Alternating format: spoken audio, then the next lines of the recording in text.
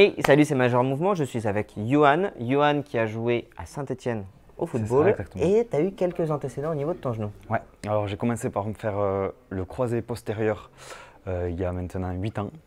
2 ans et demi après, j'ai eu un croisé antérieur que j'ai opéré. Et j'ai fini par le refaire 3 ans après. Et donc là, non opéré. Non opéré. On va voir aujourd'hui si ce genou, c'est encore un point fort ou si au contraire, ce serait potentiellement un point faible. Ce que je vais le mettre, c'est volontairement le mettre en contrainte, te mettre dans des conditions de match. Je sais que tu es sportive, donc je vais te mettre sur un exercice qui est exigeant et voir comment tu réponds à ça. Ça te va? J'allais dire ça te roule, ça mélange de ça va et ça roule. Ouais, pas de souci. Donc ce que j'ai fait, c'est que je t'ai mis volontairement en dévers pour chanter la cheville, de manière à ce que la stratégie de rééquilibration soit principalement dans le genou, parce que ce qu'on veut, c'est voir comment tu réagis au niveau du genou. Tu vas venir déverrouiller, c'est-à-dire le genou légèrement fléchi, et enlever ce pied-là. Tout l'appui est uniquement sur le genou gauche.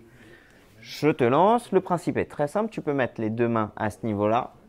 Ce sera un peu plus facile. C'est de voir comment est-ce que tu arrives à rester au niveau du centre de la cible. Allez, enlève ton pied gauche et tu tiens. Donc là, on voit que tu y arrives très bien. Du coup, ce qu'on va faire, c'est qu'on va augmenter un peu la difficulté. Je vais diminuer la cible et tu t'en sors encore vachement bien. Du coup, on va enlever les mains. Parce que sur un terrain, à moins que tu sautes en touche sur les copains, là c'est plus dur. Là, c'est beaucoup plus difficile. Bien, Yohan, t'as vu? Il t'a fallu quelques secondes et après tu stabilises. Et donc là, c'est exactement la même chose, sauf que j'ai carrément zoomé.